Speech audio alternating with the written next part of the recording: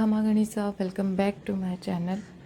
ये वीडियो मैं आपके साथ शेयर कर रही हूँ। ये है 2023 का मम्मी पापा की 44th वेडिंग एनिवर्सरी थी।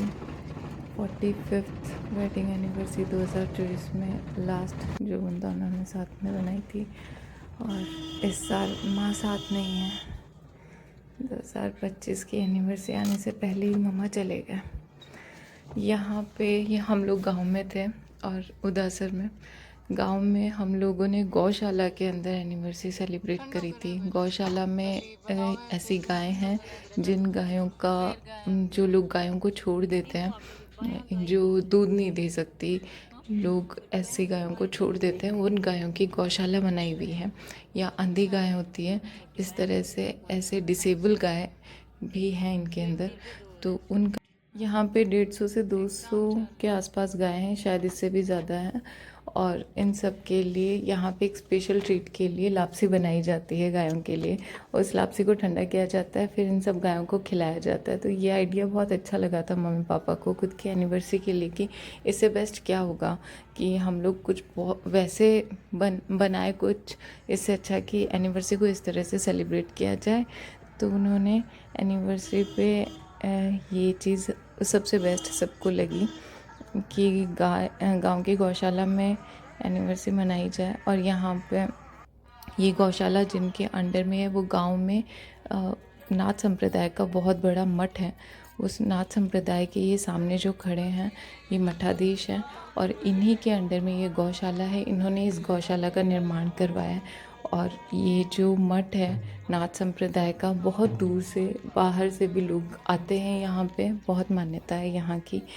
तो यहाँ पे गांव में सब इनको रिस्पेक्ट दे रहे हैं जब ये आए हैं। इसके बाद कुछ भजन कीर्तन हुए और फिर उसके बाद गायों को एक अलग जगह, सेपरेट जगह रखा गया। ये जो पीछे गायें आप देख रहे हैं ये सारी ब्लाइंड गायें, ये गाय देख नहीं सकती। इनके लिए एक सेपरेट जगह बनाई गई है। कितना विडंबना है ना कि लोग बोलते हैं वो गौ सेवा कर रहे हैं, लेकिन गौ सेवा सिर्फ तब तक करते हैं लोग जब तक वो गाय उन्हें दूध देती है। जब गाय दूध देना बंद कर देती है उसे घर से निकाल दिया जाता है और ऐसे ही लावारिस छोड़ दिया जाता है, चाहे उसके बाद वो किसी भी स्थिति में रहे। तो इसे गौ सेवा नहीं कहते हैं। हम अपने स्वार्थ के लिए गाय पालते हैं, इसे गौ सेवा नहीं कह सकते हम। गौ सेवा वो होती है कि अगर आप एक गाय पालो तो उसको आजीवन पालो, चाहे वो किसी भी स्थिति में हो उसको अपने पास रखो, वो होती है गौ सेवा। लेकिन आजकल लोग अपने स्वार्थ की पूर्ति के लिए गाय तो रख लेते हैं, लेकिन जब तक वो उनके काम आए। मेरे हिसाब से तो या तो आप जानवर मत पालो, और अगर पालो तो उसका साथ दो। जब तक वो इस धरती पे रहे उसका साथ दो, वरना अर्थ ही क्या होता है कि अपने स्वार्थ की पूर्ति पर कलयुग है। यहाँ पे पूरे परिवार के लोग, गांव के लगभग सब लोग यहाँ इकट्ठे हो जाते हैं। सबको बस एक बार बताना पड़ता है, एक अनाउंसमेंट होता है स्पीकर पे कि आज गौशाला में ये फंक्शन है। गांव में इसी तरह से न्योता या बुलावा दिया जाता है, तो सब लोग आ जाते हैं और फिर जहाँ पे इकट्ठे होके और फिर यहाँ पे कुछ प्रवचन दिए जा रहे हैं जो कि आप सुन सकते हैं। सांपड़ के आपका प्राण सजा है, आप खूब खाओ पीओ, बड़ी मस्ती से रहो। और गौ माता की आप दशा हो रही है, आप 5 साल से देख रहे हैं। अगर जब आप थोड़ी थोड़ी गौ माता की सेवा करा तो अपना धर्म भी बचे और गौ माता भी बचे। अब अपने गांव में पहले तो कोई साधन को नहीं हो, आज अपने गांव में भी बहुत साधन है। हर खेत में कुओं है, ट्यूबवेल है। हर आदमी के 50 क्विंटल से लेके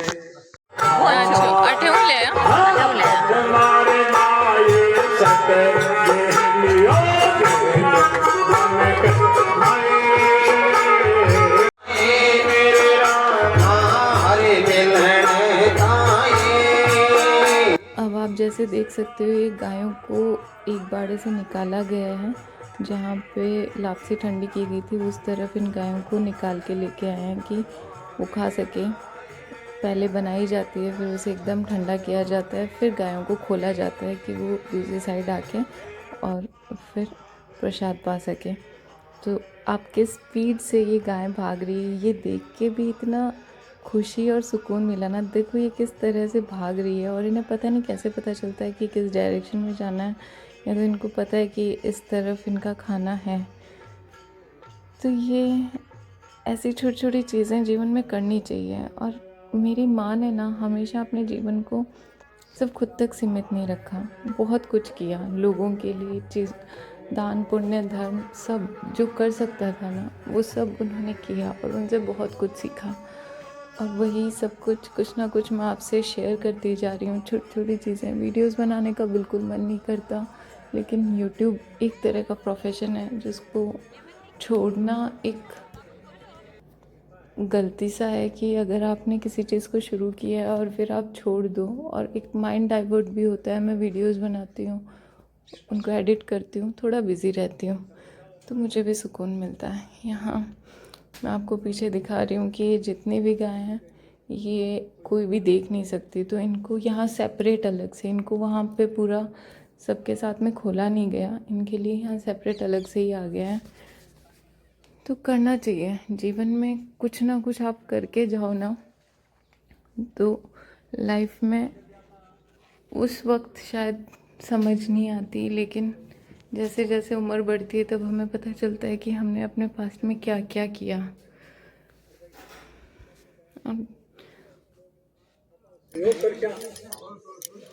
आपस सहयोग कर चादर जे बनाए विषय होती गायांगे निमित्त आज आपा करते रहो या पर भाव लोगों को धर्म के प्रति कम होते जा रहे, धर्म के प्रति लोगों को भाव कम होते जा रहे। पांच सात ये मैं आपको जूम करके दिखा रही हूँ, ये सामने पापा बैठे हैं, और अभी इसके बाद घर का आपको दिखाई देगा। ये हम लोग घर आ गए थे, घर पे शाम को खाने की तैयारी थी। गांव में आसपास में जितने फैमिली मेम्बर्स थे ना, सबका परिवार के जितने भी लोग थे सबका खाना था घर पे, तो उसी की यहाँ पे तैयारियाँ हो रही थी और सब लोग बैठे थे। और गांव में सबसे बेस्ट चीज़ ही ये लगती है कि कुछ भी फंक्शन होता है ना, सब लोग एकजुट हो जाते हैं, बड़ा छोटा सब मिलके काम करते हैं। हर किसी को मतलब चाव सा चढ़ जाता है कि गांव में कोई काम या फंक्शन होता है ना, तो सब लोग मिलके वो करते हैं। किसी हेल्पर की ज़रूरत नहीं होती, किसी बाहर वाले की ज़रूरत नहीं होती। ये चीज़ मुझे मेरे गांव की बेस्ट लगती है। और यहाँ पे बुआ सा और पापा बैठे हैं, ये बातें कर रहे थे।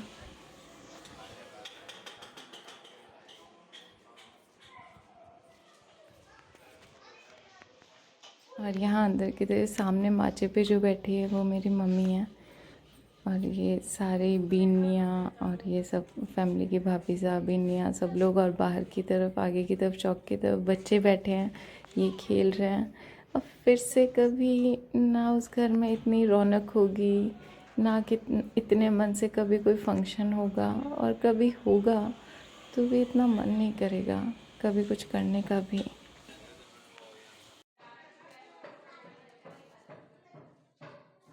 क्योंकि ये सब चीज़ें ना माँ थी तो मैनेज होता था और सब कुछ चाव से होता था। अब माँ के बिना तो किसी भी चीज़ का चाव नहीं रहा जीवन में, और ना ही कभी इस घर में इतनी रौनक फिर से कभी आएगी।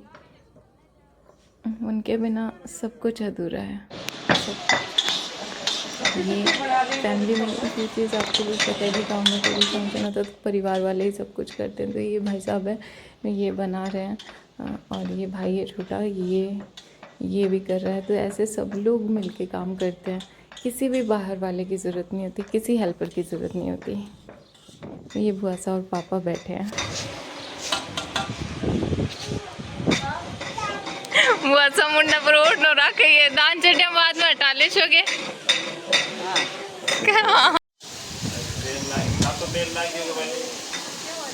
लाग गयो। ओहो, गाड़ी की फोटो दिखाऊं? दिखा।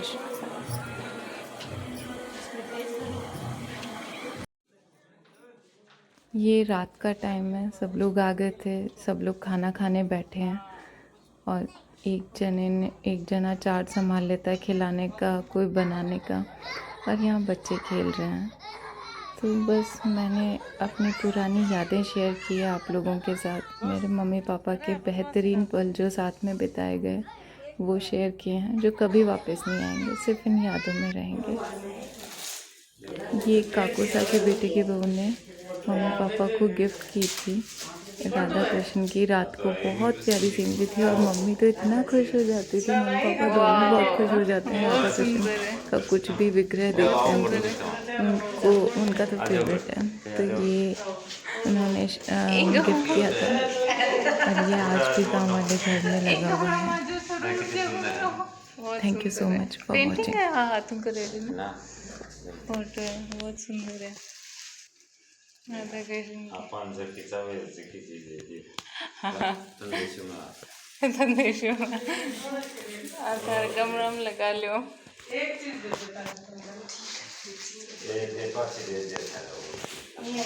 हाँ, और अच्छी चीज दे दिया दे।